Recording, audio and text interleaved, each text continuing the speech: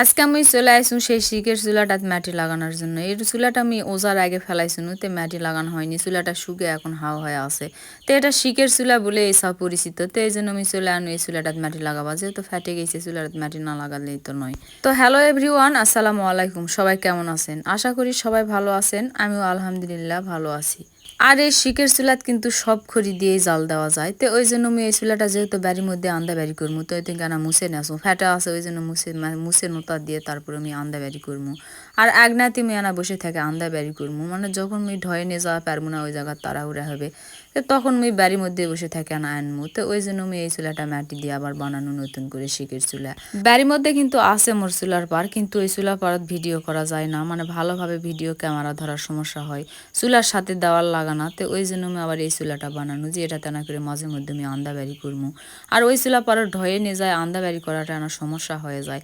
তো যখন একেবারে ফ্রি থাকবো তখন ওই চুলা তো আন্দা বাড়ি করবো, আর যখন একবারে চাপের মধ্যে পড়বে আন্দা বাড়ি বেশি হবে তখন এই বাড়ির মধ্যে এই চুলাতে আনা করে আন্দা বাড়ি করবো। আর এই চুলাও কিন্তু ভালো, আর আমার এইসব প্রত্যেকটা বাড়ি বাড়ি কিন্তু এই শিকের চুলা আছে। এই শিকের চুলাত কিন্তু আন্দা বাড়ি এতই ভালো লাগে। তো এই চুলার ভিতরে যে শিকগুলা দেখা পাচ্ছেন, সেই শিকগুলার ভিতরে একবারে খড়ি কি সুন্দর করে খ্যার সাজে দেওয়া লাগবে প্রথমে, তারপরে খ্যারের উপরে আনা ঘুটা দেওয়া লাগবে গোবরের ঘুটা দেওয়ার পরে নিচে যে জায়গা আছে নিচে আগুন দেওয়া লাগবে। ওই আগুন আনা ধরে দিলে কি সুন্দর ধুয়ে ধুয়ে একাই জ্বলবে। আর দুটো আটা করে খালি যদি ঘুটা দেন তাহলে কি সুন্দর জ্বলবে, সাথে কিন্তু দুটো আটা করে খড়িও দেওয়া যাবে।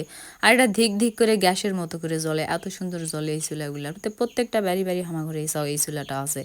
তো এই যে মুই নোতা দিবা চলে আসতে সুন্দর করে আনা মুছে মেসে দিমু, যেহেতু চুলাটা আন্দা বাড়ি করা লাগবে, তো নোতা না দিলে তো হবে না। চুলাটা নোতা দিয়ে যেন ঝকঝকা করে নিমু, তারপরে আমি আন্দা বাড়ি করবো। চুলাটা কিন্তু মোর শুকাইছে ফাইন হয়ে। আর চুলাটার ডিজাইন দেখো ক্যাঙ্কারা হয়েছে, চুলাটা কিন্তু দেখতে ভালোই লাগছে। এখন তোমার ঘরে ক্যাঙ্কারা লাগবে মোর চুলাটা।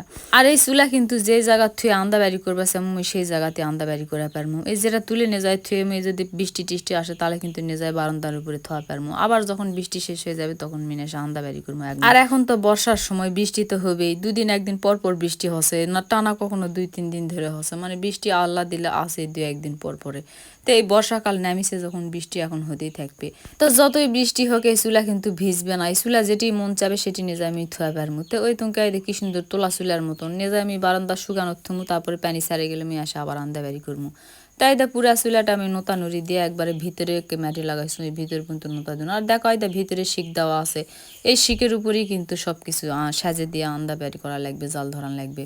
তার এই চুলাত কিন্তু আন্দা বাড়ি করতে খুবই মজা লাগে। তো এই চুলা কিন্তু সব জায়গায় পাওয়া যাবে না, কারণ এই দক্ষিণে এই চুলাগুলা বেশি পাওয়া যায়, সব জায়গা কিন্তু এই চুলাগুলা নাই। আর এই পুরা চুলাটা নোতা দেওয়া হয়ে গেছে, তো এই চুলাটা এখন শুকে গেলে তারপরে